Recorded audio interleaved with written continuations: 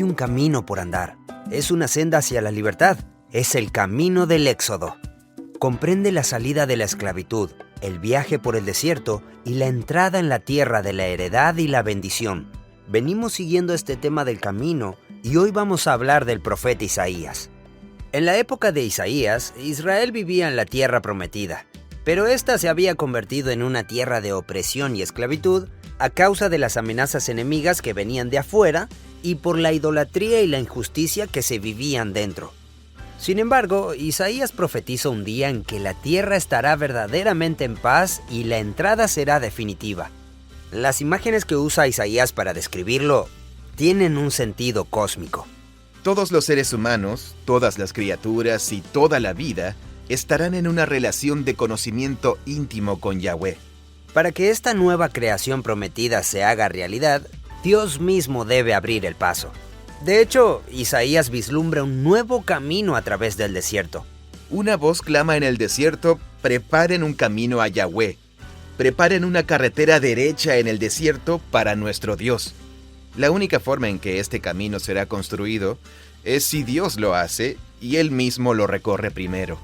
Esta carretera en el desierto no es un camino que recorramos con los pies. Es un sendero que transitamos cambiando nuestro corazón. Los israelitas han vuelto a la tierra y muchos de ellos son pobres y están sufriendo.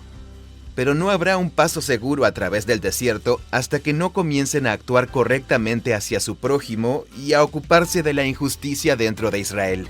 Entonces, el llamado para salir de Egipto ahora es un llamado al arrepentimiento. Hoy con Tim Mackie exploraremos el tema narrativo del Éxodo y el libro de Isaías, identificando los compases de la historia, la salida, el viaje y la entrada. Gracias por acompañarnos. ¡Aquí vamos!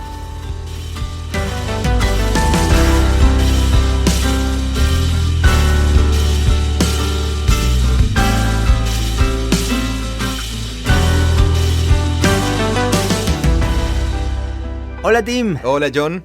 ¿Cómo estás, amigo? Bien. Seguimos recorriendo el tema del nuevo Éxodo. El nuevo Éxodo, sí. Sí, este tema es grande, abarca muchas cosas. Exacto, sí. Y como todos los temas bíblicos centrales, está presente de principio a fin. Tiene muchas partes y muchos ciclos de repetición a lo largo de todas las partes de la Biblia. Sí. La historia del Éxodo en realidad es una gran narración que incluye muchas ideas y abarca la salida de la esclavitud y de la opresión, el viaje, que es el camino por el desierto, y finalmente la entrada a la tierra prometida. Todo eso es el Éxodo. Pero la cosa se vuelve confusa y un poco difícil cuando esa plantilla, ese gran molde, comienza a aplicarse a otras historias. Es algo confuso, es como, ¿en qué parte de la historia estamos? ¿Estamos entrando en la tierra prometida? Porque se siente como si estuviéramos volviendo al desierto. Sí. Lo último que hicimos fue ver Jueces. Y ahí el pueblo de Israel es comparado con el faraón. Están en la tierra prometida, pero están bajo una opresión que crearon ellos mismos y necesitan ser liberados. Así es. Necesitan un nuevo tipo de exilio que los libere de ellos mismos. Desde una perspectiva más amplia, ya están en la tierra. Están en esa tercera parte del camino. Ya están ahí. Claro. Pero una vez que llegan, quedan atrapados en ciclos que reflejan la salida de Egipto. Sí. Y parece como que ese es el mensaje. Pienso que tal vez las analogías musicales nos pueden ayudar aquí. Imaginemos una obra musical que tiene una gran arquitectura, ¿sí? Bien. Que empieza con la introducción, pasa por ciclos de melodía y llega a una especie de resolución. Sí. Pero a su vez, cada uno de esos ciclos que forman la melodía puede ser una variante creativa de todo el conjunto, pero en una escala más pequeña. Y mezclas los elementos, los intercambias, los inviertes, conviertes los acordes mayores en menores y... no sé, no soy un experto en teoría musical, pero ¿no es eso lo que hace que la música sea interesante? Sí, claro. Porque no se repite una y otra vez de una manera predecible. Bueno, no estás hablando de la música pop. Claro. Estás hablando de cómo... Bueno, sí, es cierto, buen punto. Seguro que esto no se aplica a la música pop. Claro, sí, estás hablando del jazz, sí, por ejemplo. Jazz Sí. o música clásica. Música clásica. Tal cual, sí. Sí, la música pop es muy simple y directa. Sí. Es como, vamos a ir a tal lugar. Luego vamos a tener un puente divertido y al final solamente vamos a darle un cierre tal y como pensaste que sería. Sí, eso sí. Bueno, la Biblia hebrea no es así. La Biblia hebrea no es una canción pop. No es música popular. No, para nada. Ese sería un buen título para un libro. La Biblia no es una canción pop. Sí, deberías usarlo, John. Sí. Pero en resumen, sí, te estoy entendiendo. Bien. Además, siento cierta tensión y creo que se supone que debo sentirla. Así que sigamos en esta tensión. Bien. Entonces, veamos la primera gran manifestación de la plantilla del Éxodo en la escala macro. Tenemos la salida, que es el Éxodo propiamente dicho, la parte de la historia que coincide con la película El Príncipe de Egipto, Sí. que sería Éxodo 1 al 15. Bien. Luego está el viaje, que es su largo peregrinaje en el desierto y termina recién en los últimos días de Moisés, cuando los lleva hasta el límite de la tierra prometida junto al río Jordán. Y el libro de Josué relata la entrada en la tierra prometida.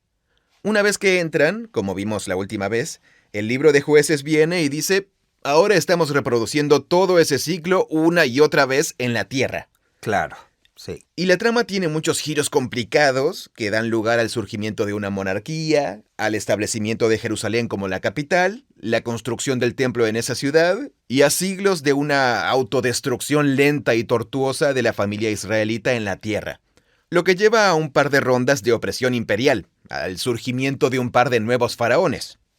Uno de ellos es la primera verdadera fuerza de invasión imperial que el mundo había visto, el Imperio Asirio. El primer imperio. La primera máquina de guerra de una escala mayor de lo que cualquier civilización había conocido. Y simplemente arrasaron lo que llamamos el Cercano Oriente. Conquistaron todo. Wow. Y el reino israelita estaba dividido en dos. Para ese entonces. Sí, había dos casas rivales. La casa de Israel. Pero no por causa de Asiria. No, ya estaban divididos mucho antes de eso. Ah, bien, mucho antes. Sí, Israel llevaba un par de años dividido y... Bueno, no un par de años, un par de siglos. Así que eso los hacía más vulnerables. Claro. Entonces, cuando llegan los ejércitos asirios, es como una enorme onda expansiva. Isaías de Jerusalén, y Isaías el profeta, vivió en esa época cuando las oleadas de ejércitos asirios arrasaban la región. Y él vio y predijo que el reino del norte iba a ser arrasado por la avalancha de los ejércitos asirios. Y también confiaba en que Dios iba a liberar a Jerusalén en su época. Él animó a los reyes del linaje de David, allí en Jerusalén, a confiar en que Dios iba a liberarlos.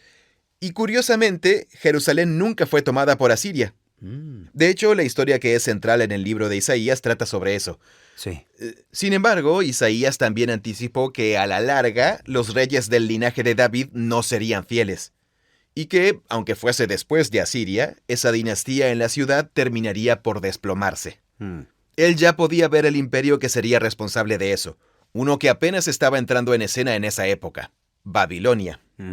Y así, el libro de Isaías anticipa que Israel no caerá en manos de Asiria, pero sí de Babilonia. Y de hecho, eso fue lo que pasó.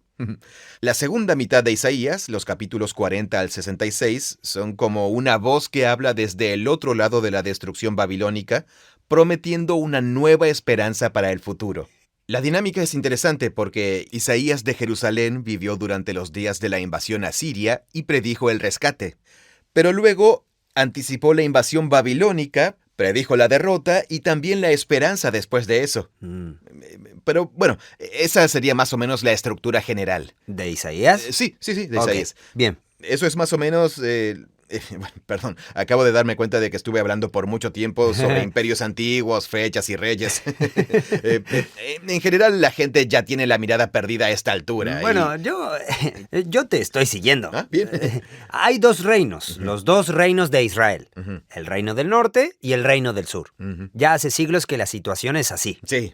Y Jerusalén está en el reino del sur, que se llama Judá. Y los reyes son del linaje son todos descendientes de David, ¿no? Exacto, sí. Los de Jerusalén. ¿Pero los reyes del norte no son del linaje de David? No. Ok, bien, entonces la familia está dividida.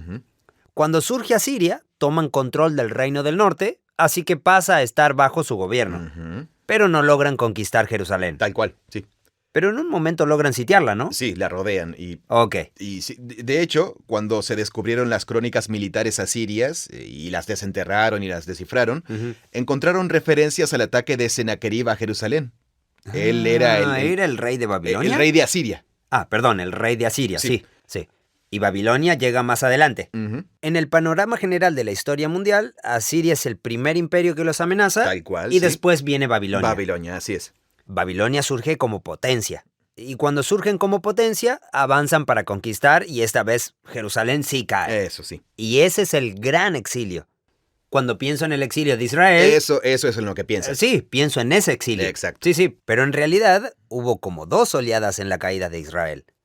Y en la primera oleada, con Asiria, Jerusalén no cae. Ujú. Así que es como un momento de victoria en medio de la tragedia. Correcto. Y estabas explicando que Isaías vivió en la época del ataque asirio. Ujú. Y él predice que Jerusalén se mantendrá en pie. Y así pasa. Pero él también puede ver, de forma profética, que se acerca otro peligro. Y que Jerusalén no va a prevalecer. Exacto, sí. Ok, bien. Así que Bien. cuando escribió sus poemas sobre un futuro rey davídico que rescataría a Israel o Judá y a todos, lo hizo antes de que Babilonia entrara en escena. Pero sus poemas perduraron y fueron conservados por sus discípulos, y ellos fueron los que organizaron el libro de la forma que lo conocemos hoy. Claro. Ellos consideraron que estas obras se referían a algo más definitivo que los eventos en los tiempos propios de Isaías. El poema principal que quiero que veamos está en el capítulo 11. Ya hemos visto partes de este pasaje varias veces antes. Es como un nuevo relato de ese momento de liberación futura, del camino de regreso. A Isaías realmente le importa mostrar ese camino de vuelta. ¿El camino de regreso a dónde? Si pensamos en términos de nuestra plantilla del Éxodo, tenemos la salida de la opresión, el camino intermedio, que es el viaje por el desierto, y luego la entrada, que sería el regreso. Ah, ¿y quién necesita regresar? Isaías está pensando en un momento en que Israel ha sido dispersado porque fue derrotado por estos opresores imperiales. Está pensando en el futuro. Exacto. Ok, bien. Y sabe que habrá un día en que Yahweh traerá a su pueblo de regreso a la tierra. Y la vuelta a la tierra es como cuando Josué llevó al pueblo a la tierra. Sí, eso mismo, tal cual. Entonces, dicho todo eso, esa es la parte de la secuencia que está destacando aquí. Así que vamos directo al texto, Isaías 11, y comencemos a leer. A ver qué descubrimos. Perfecto, sí.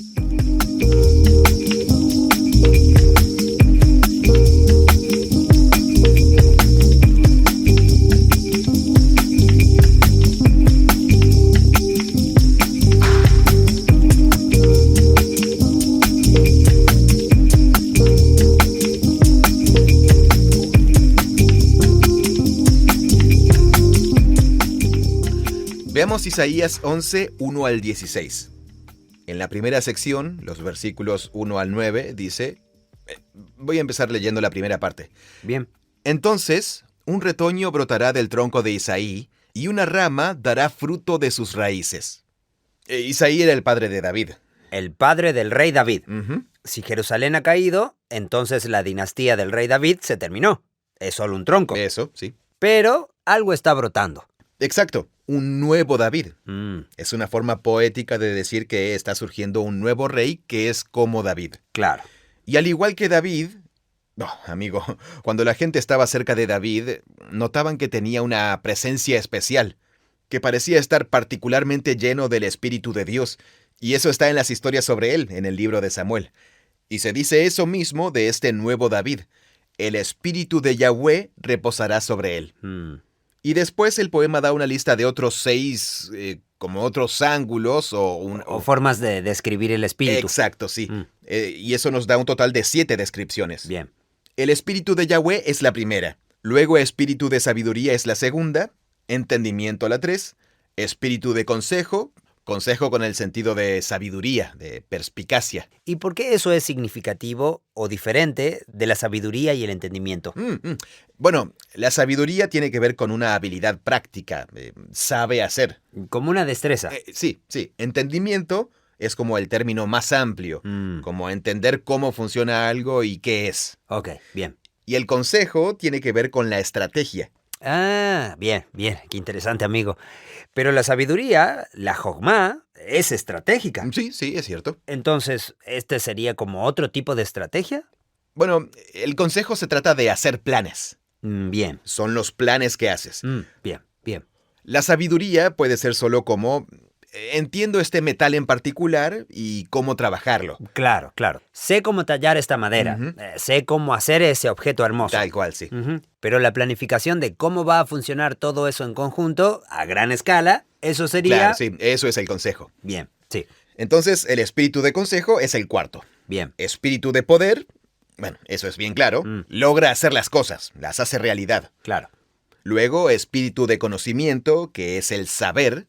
Y lo último es el temor de Yahweh. Y su aliento es el temor de Yahweh. Esa frase es interesante. Ujú. Él juzgará.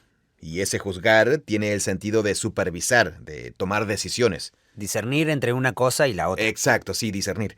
Entonces, sigue diciendo, Él juzgará, pero no solo según lo que vean sus ojos. Él mediará, o sea, se involucrará en disputas y conflictos y tomará partido, pero no basándose solo en rumores, en lo que oigan sus oídos, no.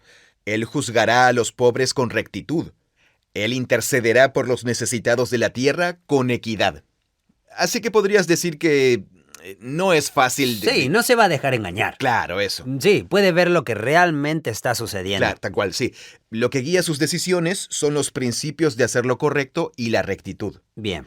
Y por eso, herirá la tierra con la vara de su boca, y con el soplo de sus labios matará al impío. La justicia será un cinturón alrededor de sus lomos, la fidelidad un cinturón alrededor de su cintura. ¡Wow! Parece un líder sabio y efectivo. Herirá la tierra con la vara de su boca. ¿Qué significa eso, una vara de su boca? Bueno, una vara es como un cetro, un cetro de un gobernante. Bien. Pero, bien. pero también podríamos decir un garrote, ¿sí? ¿Sabes? Muchas culturas tienen un instrumento ceremonial de guerra que simboliza el poder del rey. ¿Como el tridente de Aquaman? Sí, sí. Bueno, así, algo así, sí. Estuve bien. Sí, el tridente. Bueno, estaba pensando más como las tribus germánicas que usaban un garrote de guerra o algo así. Claro, claro. No sé, pero algo así. Bien, sí. Y eso sí. significa que si hay personas que están en lo correcto y están siendo oprimidas, él las liberará. Claro. Si hay personas que están equivocadas y oprimen a otros, él se ocupará. Y lo tiene en la boca porque... Sí, porque así se emiten los decretos. Claro. Emite decretos. Las sentencias se dictan así. Tú eres culpable. Sí, O sí. tú has obrado bien. Entiendo. Bien. Y con el soplo de sus labios matará al impío. Su palabra Su palabra hace justicia. y su juicio y justicia pueden matar. ¿Es así? Sí, él puede salvar la vida y también puede quitarla. Claro. Y eso en manos de Sí, es un tipo poderoso. Sí, en manos de una persona que no es sabia, es un poder peligroso. Aterrador. Pero en manos de alguien que tiene una sabiduría como la de Yahweh, que se manifiesta de esas 7 formas, es justicia asegurada. Bien, bien. Creo que esa es la imagen que transmite el poema. Muy bien. Y todo esto te hace pensar, bueno, sí, me puedo imaginar a un rey del linaje de David haciendo esas cosas. Ujú. Hay humanos que son así a veces, ¿no es cierto? Sí. Pero la siguiente parte del poema tiene un sentido mucho más cósmico, tipo Jardín del Edén. Tiene estas frases famosas: el lobo vivirá con el cordero. Y el leopardo se recostará junto al cabrito. Y un ternero y un león, e incluso un ternero gordito y pequeño, andarán juntos y un niño pequeño los guiará. Y una vaca y una osa pastarán juntas, y sus crías dormirán juntas, y el león se hará vegano, comerá paja como el ganado. ¿Qué es eso del niño pequeño? Mm. Hay criaturas del caos que de alguna forma alcanzan la armonía. Sí. Ya no generan caos. Sí, los depredadores, la cadena alimentaria se trastorna. Ujú. Claro, sí. Y hay armonía. Bien, bien. Y podríamos hacer un montón de preguntas como, ¿qué significa eso exactamente? Sí, tal cual. Los leones no pueden comer paja. Simplemente no pueden. Seguro. Tendrían que cambiar su sistema digestivo o Claro, algo sí, así. Sí. Pero eso del niño pequeño, que está justo en el centro de todo, el niño pequeño los guiará. Bueno, hay 2 secciones que describen esto de los depredadores y las presas. Son la primera y la tercera sección. En el medio está esa frasecita sobre el niño pequeño. que es el punto de inflexión entre esas otras dos partes. Bien. Los niños son vulnerables, igual que los corderos y los cabritos y los terneros. Pero este es un ser humano. Aquí tenemos a un humano que guía a los animales. Y los seres humanos son llamados a hacer eso en la página 1 de la Biblia, ¿no? Ujú, sí, claro. Que ejerza dominio sobre los Sí, animales. así que este es un nuevo Adán. Pero recién dijimos que tenemos un nuevo rey. ¿Por qué el rey no los gobierna y los guía? Ah, sí, tal cual. Y aquí está este niño pequeño que casi parece un pastorcito. Sí, como David. Y es como, bueno, aquí estamos, pastoreando a los animales. Sí, así es. Bueno, evoca otras cosas, y seguramente se podría decir mucho más sobre esto, pero el punto es que se trata de un ser humano vulnerable, un niño pequeño, que ejerce un rol de supervisión sobre depredadores y presas, y ellos siguen su liderazgo. Mi intuición es que esto tiene que ver con el contexto más amplio de toda esta sección de Isaías, que trata sobre la llegada y el nacimiento de un nuevo rey del linaje de David. Un niño nos ha nacido, un hijo nos ha sido dado, y se llamará su nombre. Eso es del capítulo 9. Así que el niño pequeño es el rey que vendrá. Se puede ver de esa manera, Bien. como la imagen del rey que está por venir, sí. Porque la siguiente línea dice, un niño de pecho jugará junto a la cueva de la serpiente, y un niño pequeño meterá la mano en la cueva de la víbora. Claro, claro. La serpiente no tiene poder. Tal cual, la serpiente no tiene poder. La simiente de la mujer. Ujú. Sigue Isaías, no harán nada malo, ni destruirán todo mi santo monte. Entonces, wow, todo esto está sucediendo en la cima de una montaña santa y sagrada. Ujú. Ujú. Porque la tierra estará llena del conocimiento de Yahweh como las aguas cubren el mar. Todo esto es una imagen poética de cómo son las cosas cuando todos los seres humanos, todas las criaturas y toda la vida están en una relación de conocimiento íntimo con Yahweh. No hay nada malo, Ra. Eso viene de Tov y Ra. No harán el mal. No, nada malo. Nada de lo que hagan será Ra. Claro. Solo intenta imaginar lo que dice esa frase. El agua cubre el mar. Cuando miro el mar, solo veo agua que lo abarca todo. Sí. Ujú. ¿Cómo sería si mirara la creación y todo lo que viera fueran criaturas en una unión de conocimiento y amor con su creador? Ujú. Esa es la idea. Es un poema increíble. Claro que sí, sí. Parece como si estuviera hablando de la entrada definitiva, Ah, sí, está hablando de eso. como una representación de la última... Sí, hemos llegado. Hemos llegado a la tierra prometida. ¿sí? Claro, sí. Entiendo. ¿Y esto para quién es? Aquí está la bisagra, el punto de giro de este capítulo. Es solo un versículo, un conjunto de líneas poéticas. Versículo 10. Acontecerá en aquel día que la raíz de Isaí... Y uno piensa, sí, me acuerdo de eso. Claro. Se alzará como una señal para los pueblos. A él acudirán las naciones. Entonces tenemos la montaña sagrada, la montaña del Edén. En la cima hay una raíz que es... esto me lo mostró un colega mío, Jacob Stromberg, que ha escrito mucho sobre Isaías. Fíjate en la tensión de las metáforas. Las raíces suelen estar bajo tierra. Ajá, cierto, Pero, sí. pero esta raíz se alza como un mástil, se levanta como una señal, como un estandarte. Imagina como una bandera bien grande. La raíz es un mástil. Sí. Ah, bien, interesante. Lo que brota del suelo, en realidad, Es como un árbol. es como un árbol, Ujú. con una gran bandera que da una señal a todas las naciones para que vengan. A él acudirán las naciones, y su lugar de reposo será pura gloria. Como la gloria en la cima del monte Sinaí, o la gloria que cubría el templo. Nada más que la gloria de Dios. Bien, sigamos. Hay otra cosa que también acontecerá en aquel día. Versículo 11. El Señor extenderá su mano por segunda vez. En realidad ya leímos esto hace varios episodios en esta serie. La primera vez fue cuando extendió su mano para salvar a Israel de la opresión en Egipto. Sí, correcto, sí. Excepto que ahora extenderá su mano por segunda vez para adquirir el remanente de su pueblo que haya quedado permaneciendo en Asiria, Egipto, Patros, Cus, Elam, Sinar. Sinar es una palabra muy antigua que se refiere a Babilonia. Amat y las costas del mar. Y él, o sea, Yahweh, alzará una señal. De ahí va a venir la señal. Yahweh alzará la señal. Y reunirá a los desterrados de Israel.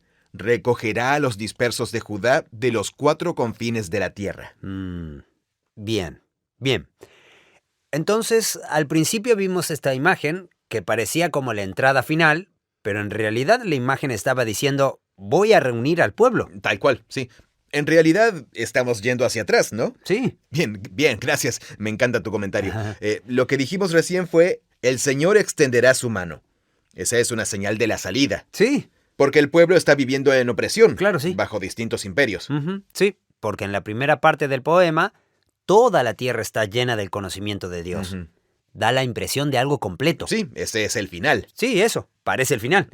Y de repente es como que, en realidad, este es solo el lugar donde va a flamear la bandera, donde va a levantarse la señal, donde se emite la señal y comienza el llamado para la salida. Sí, perfecto, es eso. En otras palabras, el poema está fuera de orden en términos de los 3 pasos, la salida, el viaje y la entrada. Claro, claro. Comienza directamente con que ya están en la tierra prometida. Sí. Y luego nos dice quién. Es la raíz de Isaí la que se va a alzar como señal y atraerá a todos. Claro. Y uno se da cuenta, así es como todos van a llegar a ese lugar. Bueno, la raíz de Isaí se presenta al comienzo del poema. Exacto, sí. Y vemos que es totalmente magnífico. Magnífico, sí, sí. Y luego vemos lo que pasa a causa de él. Así que estás diciendo que eso es como un anticipo de lo que viene después. Exacto, sí. Ya veo. El poema empieza con el final.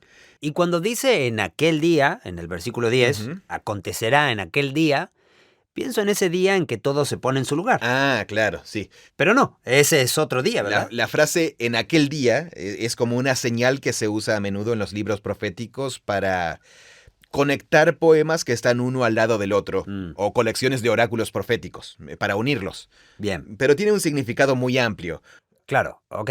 No significa, y lo que pasó después fue... No significa eso. Claro. Significa, y en relación con lo anterior, qué interesante. Pasó esto otro. En aquel día, quizá... Pero como lector, tú tienes que pensar en cuál es la relación. Lo que significa es, esta próxima cosa está conectada con aquella última cosa. Sí, como parte de lo que Dios va a hacer. Pero en realidad la secuencia causa-efecto funciona al revés. Bueno, y... Tenemos el resultado final al principio. Y luego nos dice que nos llevó hasta ese lugar. Sí, ahora vamos a descubrir cómo llegan todos a esa montaña sagrada, llena del conocimiento de Yahweh.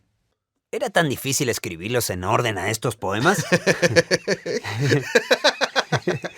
Tal cual, sí. Bueno, supongo que nos hace... Nos hace detenernos y pensar por un momento. Sí. Creo que lo que estamos haciendo ahora mismo es lo que el poema está diseñado para llevarnos a hacer. Sí, está hecho así a propósito, no es una falla. En el medio, leímos que al final todas las naciones van a llegar a ese lugar. Sí. Ahora lo que vemos es que específicamente las 2 casas de Jacob, la casa dividida con Israel en el norte y Judá en el sur, van a reunirse. Claro. Dios va a sacarlos de donde están. Y simplemente se los nombra como una sola cosa, su pueblo, el remanente de su pueblo que está dispersado.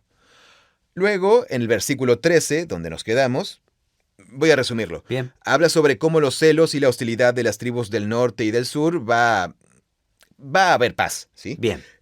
Así que ese drama familiar, previo al exilio, se sanará. Se sanará, sí, exacto. Y será como la historia de los días de Josué, todo de nuevo. Volverán a la tierra prometida y nadie se interpondrá en su camino. Esta vez sí llegarán a la tierra prometida de verdad. Bien. Así que no es como Josué.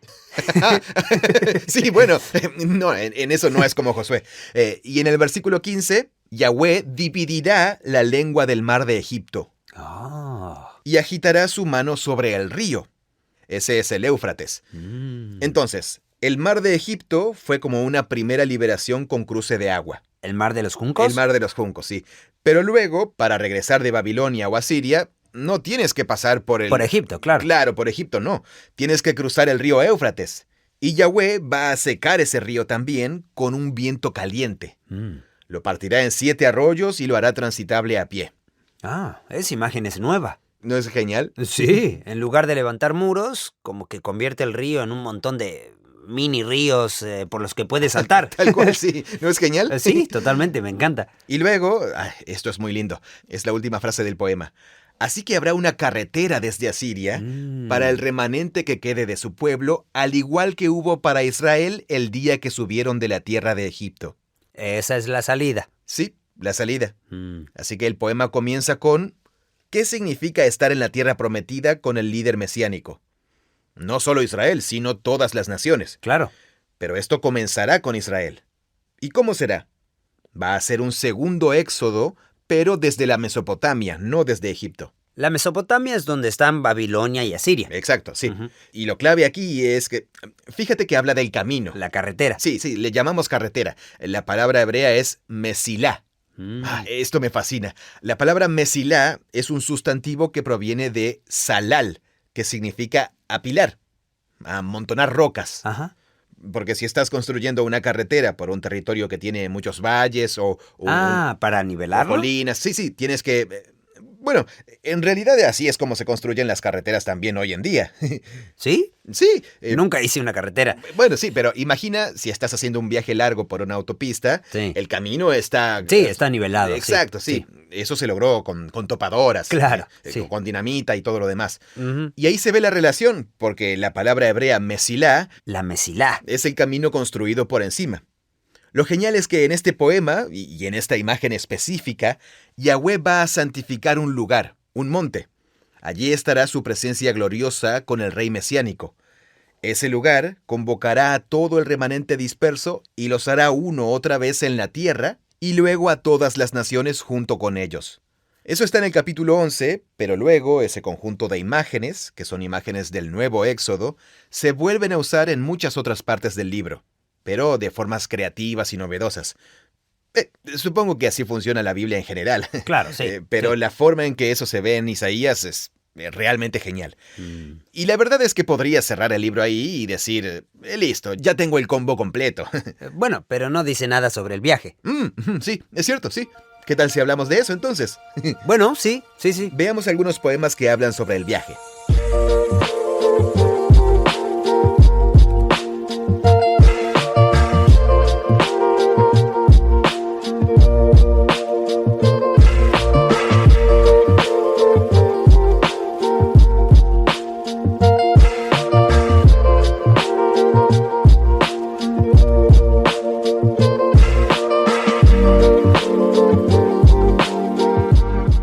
Isaías 1 al 35 es un conjunto de 3 grandes colecciones y casi todo es poesía. Hay una pequeña sección narrativa en los capítulos 6 al 8, por ahí, pero hay una narración bien larga en Isaías 36 al 39 que habla sobre cómo Israel fue salvado de Asiria cuando estaba rodeado por los ejércitos asirios. Y fue liberado por la fidelidad de un descendiente de David llamado Hizquillahu. Yahweh es fuerte. Ezequías. Claro. Así se pronuncia su nombre. Claro. Y luego, justo después de su momento heroico, la siguiente historia, capítulo 39, es sobre unos emisarios que llegaron de Babilonia. Y él estaba tan entusiasmado que los llevó a recorrer todo su palacio, toda la ciudad, el tesoro real. Vengan y miren todo. Sí. Pero no les mostró el templo. No los llevó al templo. Estaba buscando acomodarse para protegerse de... Ya sabes, cuando Asiria ataque de nuevo, mejor tener algunos aliados. Entonces Isaías interviene y le dice, dejaste de confiar en Dios y ahora confías en Babilonia. En realidad, Babilonia va a ser tu ruina dentro de un par de generaciones. Y bueno, ahí termina. Así que pasa una prueba y falla otra. Bien. Y luego, las siguientes 3 secciones de Isaías, los capítulos 40 al 66, que están divididos en 3 grandes partes, avanzan al futuro como si ya estuviéramos del otro lado del exilio en Babilonia. Ya ocurrió. Ok, bien. Babilonia ya vino y destruyó la ciudad. Y ahora la voz profética habla desde el punto de vista de... Estamos aquí, en Babilonia, esperando que Dios haga lo que dijo en Isaías 11. Aún estamos esperando. Bien. Ese es el contexto. Y así, Isaías 40 es un punto de giro importante. Ese es el comienzo de la segunda mitad de Isaías. Bien. Es un poema confuso, pero bueno, está en los profetas. O sea, ¿qué parte no es confusa? Sí. Pero también tiene frases famosas. Ok, no sé si son frases famosas, pero son conocidas. Bien. Depende de con quién estés hablando. Y empieza con fuerza. Isaías 40, versículo 1. Consuelen, Consuelen, dice tu Dios.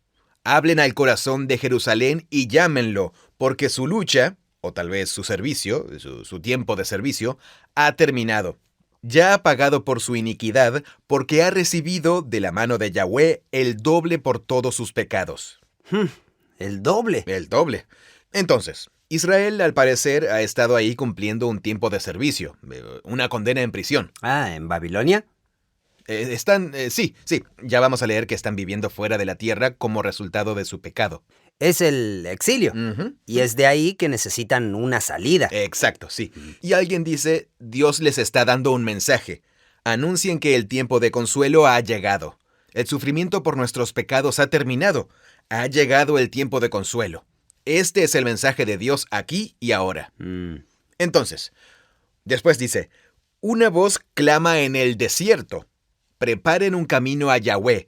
Preparen una carretera derecha en el desierto para nuestro Dios. Todo valle sea elevado, toda montaña y colina sea bajada, todo lugar torcido se enderece y los lugares abruptos se hagan llanos. Entonces la gloria de Yahweh se revelará y toda carne juntamente la verá. La boca de Yahweh ha hablado. El desierto es un camino por donde viaja la gloria de Yahweh para llegar a algún lugar. Claro. Entonces se refiere al viaje, el camino intermedio. Exactamente. Bien.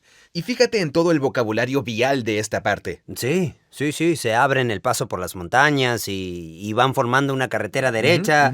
Sí, es muy interesante. Pero lo que me parece interesante es que el enfoque no está en las personas que viajan por el camino, sino en Dios. Sí, la carretera es para Dios. Es el camino de Dios. Y al parecer, cuando Él llegue, ellos tienen que preparar el camino para Yahweh. Yahweh está por venir y este es su camino. Y cuando Él construya la carretera y viaje por ella, llegará a un lugar donde la gloria de Yahweh será revelada. Y te hace pensar, claro, recuerda el poema del capítulo 11 que decía que cuando la raíz de David se alce como una señal para que vengan a ella todas las naciones, su lugar de descanso será la gloria. La gloria de Yahweh se alzará como una ciudad sobre una montaña.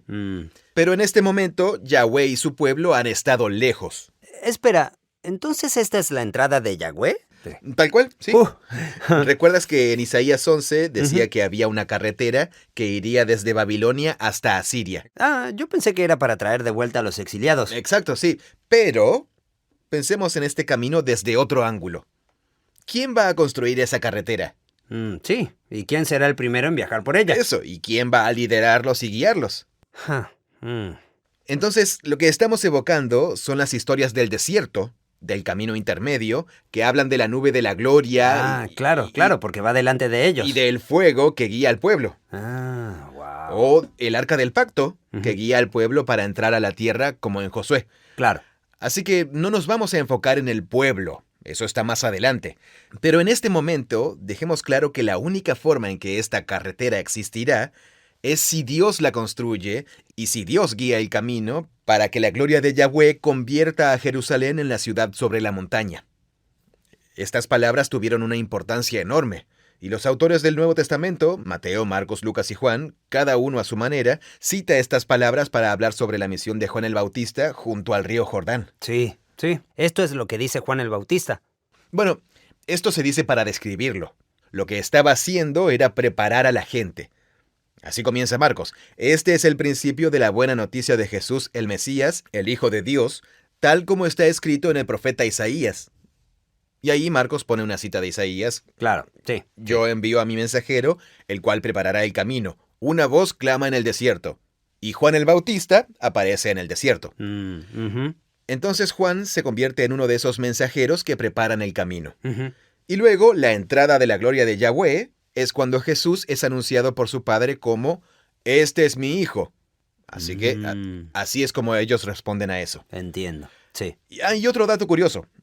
Esto es solo un comentario al margen, pero Isaías 40 también fue significativo para la comunidad responsable de los rollos del Mar Muerto. ¿Sí? Hablan mucho sobre este pasaje. Así que ellos eran los mensajeros, preparando el camino.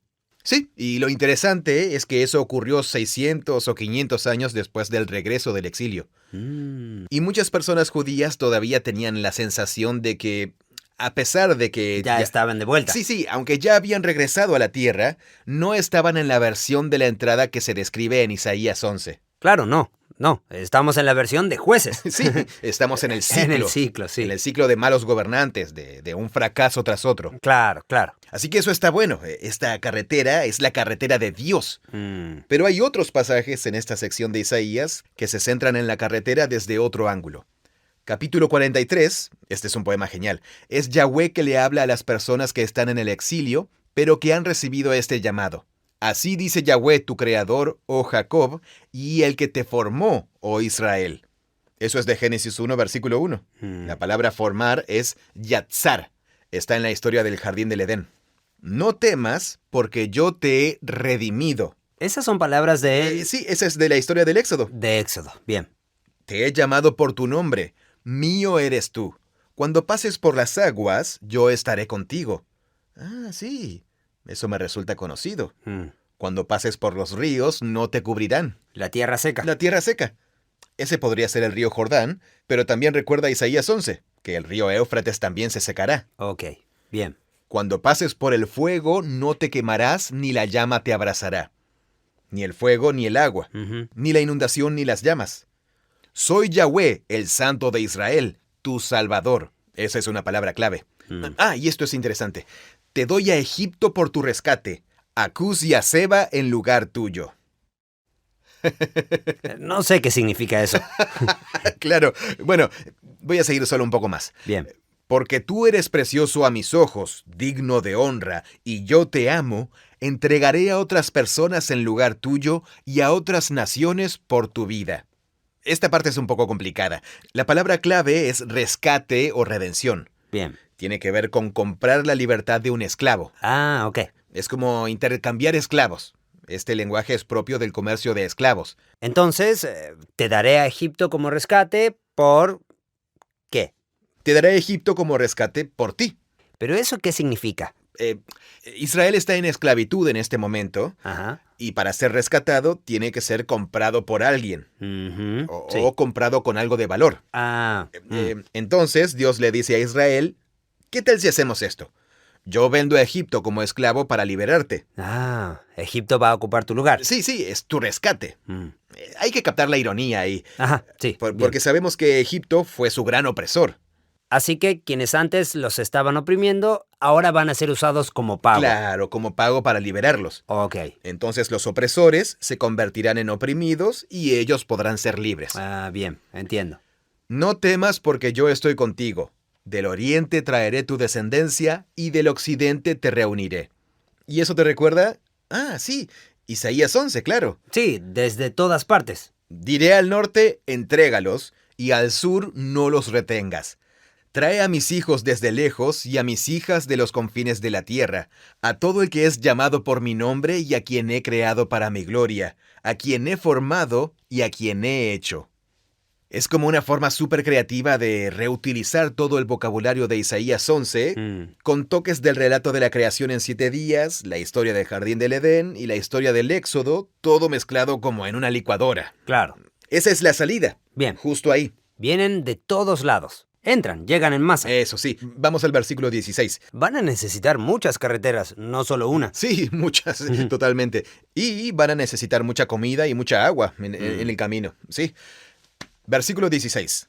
Así dice Yahweh que abre el camino en el mar y sendero en las aguas impetuosas, el que hace salir carro y caballo, ejército y fuerza. Juntos bajan y no pueden levantarse. O sea, está recordándoles... ¿Recuerdan lo que le hice a Egipto? Y que abrí el mar para que ustedes pudieran pasar. Claro. ¿Y los carros y los caballos de los egipcios se hundieron? Versículo 18.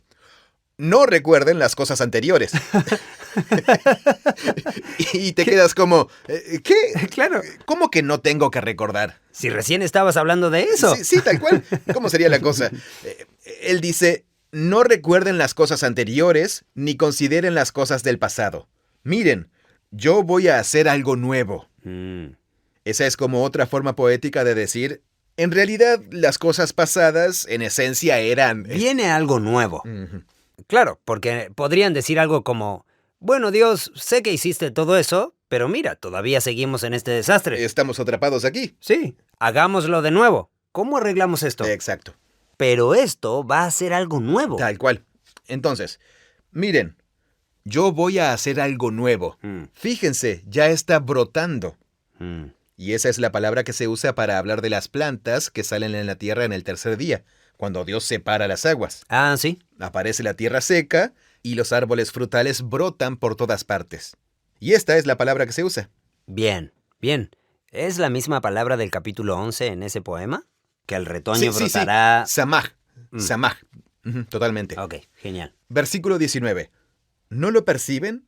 Miren, en el desierto haré camino y ríos en la tierra árida. Ah, ahí está el agua de la que estabas hablando.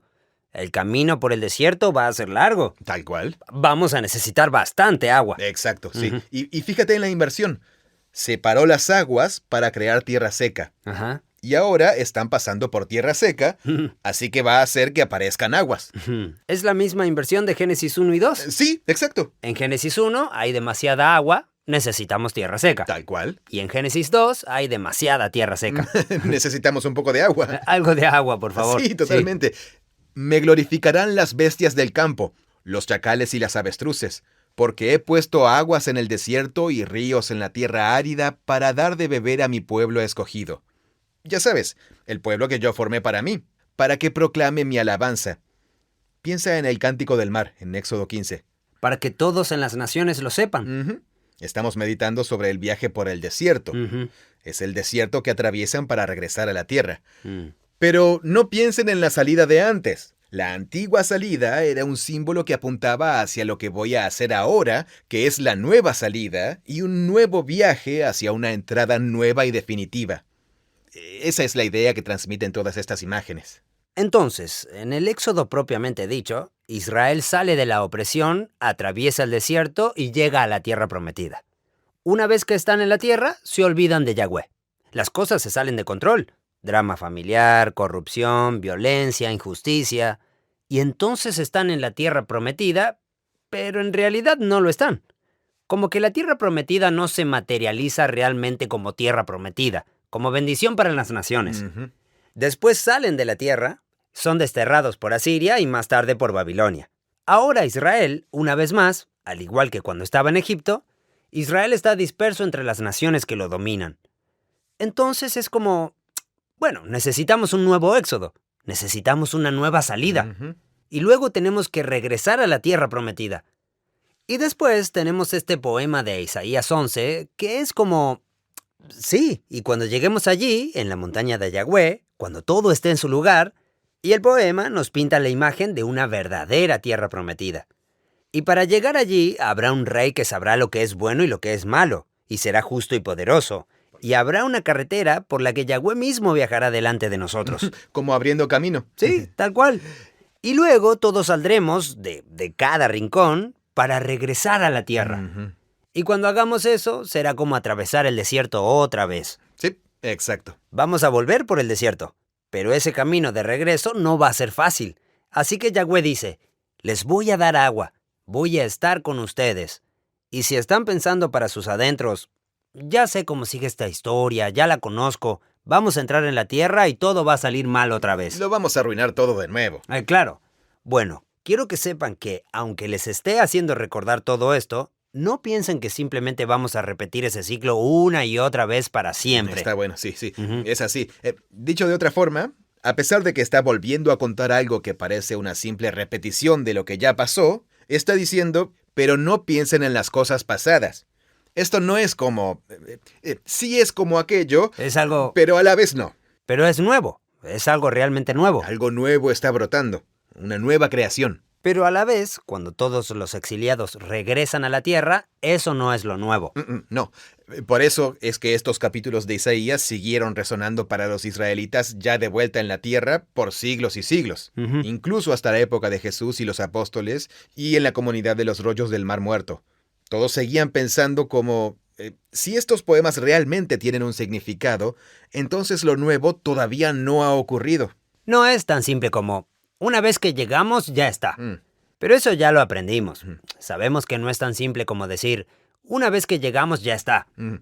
Justamente de eso tratan Josué y Jueces. Así que esto no es una sorpresa. Ya, cierto, sí. Entonces, ¿qué es la carretera y quién es el rey? ¿Y cuál es la tierra prometida? Como que todas esas preguntas ahora están en el aire. Sí, tal cual.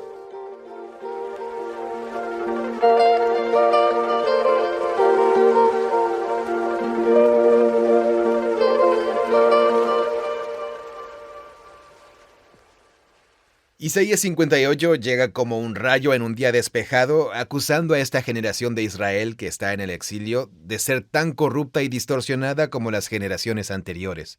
Dice así: clama con toda tu fuerza, no te detengas, alza tu voz como trompeta, declara a mi pueblo su transgresión y a la casa de Jacob sus pecados.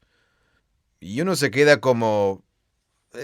un momento, pensé que ya... Pensé que ya habíamos pagado por nuestros pecados. Sí, ya nos habíamos ocupado de eso. Sí, y recibimos el doble. Pensé que el exilio era como el fin de todo eso. Bien. Y sigue. Con todo, me buscan día tras día y se deleitan en conocer mis caminos, como nación que hubiera hecho justicia y no hubiera abandonado la ley de su Dios. Me piden decisiones justas, se deleitan en la cercanía de Dios. Dicen, ¿por qué hemos ayunado y tú no lo ves? ¿Por qué nos hemos humillado y tú no prestas atención? Bueno, te voy a decir por qué. En el día de su ayuno, buscan su conveniencia y oprimen a todos sus trabajadores. Eso es lo que hacen. Cuando ayunan, sus comunidades están llenas de hostilidad y discusiones, y la gente se hiere con puños malvados. No pueden ayunar así y esperar que se oiga en el cielo su voz, esperar que las cosas se den como ustedes quieren. Estoy parafraseando un poco mientras leo. Ok, sí, me di cuenta. ¿Es ese el ayuno que yo escogí solo para que un día se humille el hombre? Versículo 6. Este es el ayuno que yo escogí. Desaten las ligaduras de impiedad, suelten las correas del yugo y dejen ir libres a los oprimidos. En otras palabras, ellos son como el faraón. Se han convertido en el faraón. Claro, siguen haciendo lo mismo. Y Jueces ya nos contó eso. Sí. Entonces, si deciden hacer eso, su luz brillará como el amanecer, como el primer día de la creación. Y tu recuperación brotará con rapidez. Delante de ti irá tu justicia, y la gloria del Señor será tu retaguardia. Y es como... recuerdo esa frase. Sí, es Éxodo 14 otra vez. Claro. Así que esto recuerda el momento en que Yahweh fue detrás de ellos al salir de Egipto para protegerlos de los ejércitos de Egipto. Y luego, en el versículo 11, también dice, Yahweh te guiará continuamente, saciará tu deseo en los lugares áridos. Así que está hablando como de un nuevo viaje por el desierto. Bien, qué interesante. Pero ellos están en la tierra. Totalmente, sí. No hay camino de salida cuando ya estás en la tierra. Exacto. Ahora están de regreso en la tierra, pero son como el faraón. Hay muchos israelitas pobres sufriendo y los opresores ahora son ellos. Y no habrá una salida ni un paso seguro a través del desierto hasta que comiencen a hacer lo correcto por su prójimo y a enfrentar la injusticia dentro de Israel. Entonces el llamado para salir de Egipto ahora es un llamado al arrepentimiento. O sea, esto es igual a lo que dice Juan el Bautista. Lo que dice Isaías 58 es lo mismo que Juan el Bautista le decía a la gente, que tenían que recibir un bautismo de arrepentimiento. ¿Por qué eligió el desierto? ¿Y por qué eligió el río Jordán? Cierto. ¿Y por qué Jesús pensó que para comenzar su anuncio de que el reino de Dios había llegado, necesitaba identificarse con el... ¿Pasar por las aguas? Con Israel pasando a través de las aguas, sí. Y en cierta manera, Isaías nos da el modelo. Porque puedes estar en la tierra, pero en realidad todavía te falta salir de ahí. No de manera geográfica, sino por cómo tratas a tu prójimo. Y así la tierra puede convertirse en la tierra prometida. Tal cual. Tienes que despertarte y darte cuenta de... no estamos en la tierra prometida. De hecho, soy parte del grupo opresor. Claro, cuando la salida de la tierra en realidad te deja en el mismo lugar en el que estabas, pero te hace cambiarlo desde lo profundo, entonces estamos hablando de arrepentimiento. Sí, arrepentimiento. Estamos hablando de un cambio en la forma en que existes en el mundo, no de un lugar al que te diriges. Sí, Es cierto, sí. En este caso, la opresión en Egipto se convierte en una verdadera metáfora de la forma en que me relaciono con mi prójimo, y por ende con Dios, que se parece a lo que hizo el faraón con los israelitas. Pero aquí son israelitas contra otros israelitas. Así que la manera de entrar en la tierra ahora es simplemente arrodíllate. Ora a Dios por misericordia y luego comienza a pagar un salario justo a tus trabajadores. Haz lo correcto. Entonces, ¿por qué todos los autores de los evangelios comienzan con Juan el Bautista en el río Jordán? Los 4 hacen lo mismo. ¿Por qué eso es importante? Sí. Eso siempre me resultó un poco desconcertante, la verdad. ¿Y por qué todos comienzan aludiendo a Isaías 40 o directamente citándolo? Están tratando de hacernos ver que Juan el Bautista estaba anunciando este nuevo éxodo. Pero es el éxodo de la versión de Isaías, que no implica movernos del lugar. Pero sí tenemos que dejar algo atrás, que tiene que ver con el estado de nuestro corazón y nuestros hábitos de relación. Gracias por escuchar este episodio de podcast de Proyecto Biblia. La próxima semana exploraremos el tema del camino del Éxodo en los Salmos. Vamos a hacer una última parada en el recorrido de la Biblia hebrea antes de llegar a Juan y Jesús para ver cómo el Éxodo y el nuevo Éxodo aparecen en los Salmos. Porque ahí también hay un montón de imágenes importantes que serán utilizadas por Jesús y los apóstoles. Proyecto Biblia es una organización sin fines de lucro con financiación colectiva. Nuestro propósito es experimentar toda la Biblia como una historia unificada que nos guía a Jesús. Todo lo que hacemos es gratuito porque ya ha sido pagado por miles de personas como tú. Muchas gracias por ser parte de esto junto a nosotros. Este podcast es producido por Full Voice Studio. Es una versión localizada del podcast de Bible Project, originalmente grabado por John Collins y Tim Mackey. Gracias por escucharnos. Hola, mi nombre es María Guerrero. Dios le bendiga. Soy de República Dominicana. Lo que me gusta de Proyecto Biblia es cómo habla y desmenuza de la palabra. Realmente me transporta a ese momento histórico de la Biblia. ¿Cómo la encontré a ustedes? Por la app de YouVersion, de la Biblia virtual. Creemos que la Biblia es una historia unificada que nos guía a Jesús. Proyecto Biblia crea recursos gratuitos para ayudar a experimentar la Biblia. Todo lo que creamos está financiado por generosos benefactores de todo el mundo. Puedes ver toda nuestra biblioteca de podcasts, buscar otros recursos y realizar donaciones en nuestra página web Proyecto Biblia.